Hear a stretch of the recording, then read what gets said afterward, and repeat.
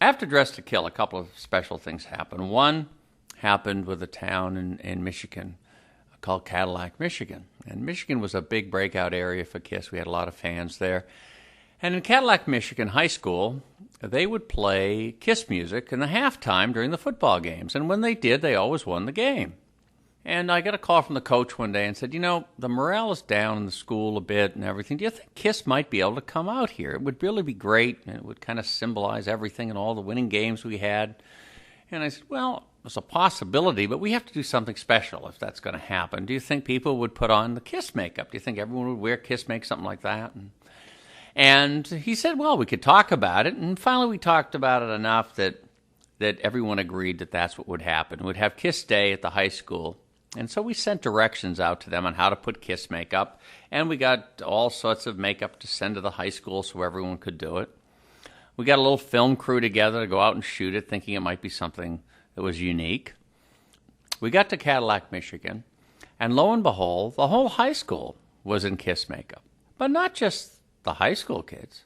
The teachers were in KISS makeup. The principal was in KISS makeup. And it was quite amazing. And some of the police were in KISS makeup. The firemen were in KISS makeup. They had changed the names of the streets.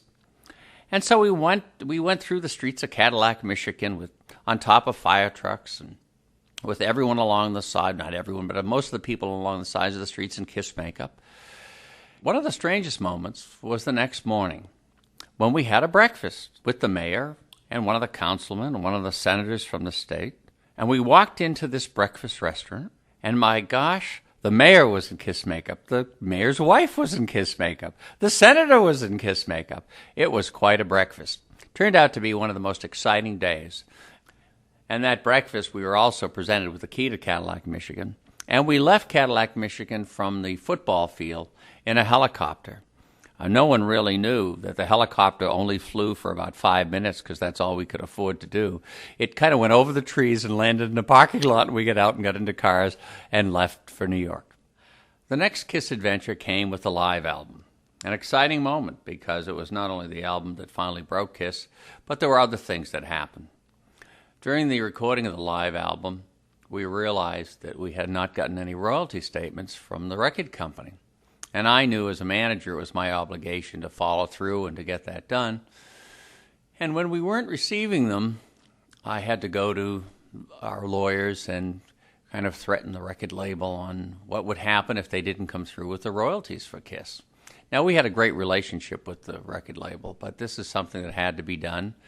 And during this time, the record label actually went to KISS and tried to take over the management of KISS. But KISS decided to stay with me, and we had a long run together. Many other things happened during that time, too. Other labels were trying to get KISS, knowing that we might break up with Casablanca. But we then re-signed with Casablanca and had our first major hit, Kiss Alive. Kiss Alive tour was very interesting. We finally broke out of Detroit, playing Cobo Hall on a major concert. And after the live tour ended in the States, we went to Europe for the first time.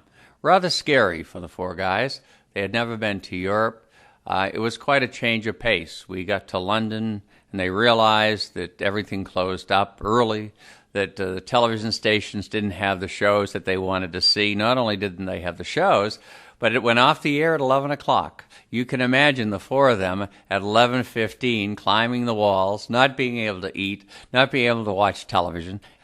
It was a little crazy, and I think the first day they got there, they wanted to return to the States. Paul Stanley. Well, Paul is the musical backbone of the group. He really is. Probably more of a writer, producer, and obviously, he's the singer. There were many things that have happened with Paul. When I first met Paul was a little overweight. And I know you don't think of Paul like that today because he's always taking good care of himself. But he was a little overweight, a little chubby. And when we went on the first road tour back in '74, he got sick in Atlanta, and he got the flu, and it lasted for a few days. And he lost about 10 pounds. I'll never forget this. And he called me, and he said, "Bill, I really look good now." He said, "I'm never going to put that weight on again." And he never did. He really kept himself in great shape. The one thing I never could understand about Paul is every time we went to Los Angeles, he would lose his voice. And I suspect it was probably the stress. You're going to Los Angeles. You're going to be playing for thousands and thousands of people, including lots of celebrities and everything else. But we always used to lose Paul's voice. Somewhere in Los Angeles it used to go. And what we used to have to do is have a throat specialist come, and we used to freeze his vocal cords before the show because he used to get laryngitis. And before every show, we would freeze his vocal cords, and it would last for about half hour, 45 minutes, and he would come off the stage and would have to do it again so we could get through the show. I remember one time when we were touring Australia and New Zealand, we had gotten to New Zealand, and Paul was going out with a famous actress from Hollywood who was shooting a movie on the other side of the island, New Zealand, quite a few hours away. And he came in to me one night and he said, I really would like to see her, Bill. We have a couple of days, and what do you think I should do? How do you think I can see her? I said, well, I guess you could rent a jet. And we thought it back and forth and talked about it for a bit, and Paul finally decided he'd rent a jet and he'd fly down to see her. Well, when Paul went to see her, he wanted to make a big entrance. So what he did is he asked the pilot of the jet to fly over the shooting area where they were shooting the movie. So he buzzed her a couple of times and everything, and then they went and landed the jet. What he didn't know further was that they had to stop all shooting, and the director was absolutely beside himself of this nut that was flying around over their heads while they were trying to shoot a movie. They had to stop shooting it that afternoon, and of course the actress found out it was Paul coming to see her to spend an evening. I just remembered a story. I know that when I used to go up to their rooms in a hotel, I never knew quite what was going to happen to me when I walked through the door, whether I was going to step in a bucket of water or whether a bucket was going to fall on my head and I'd be soaked. And Paul was famous for this. You never really knew.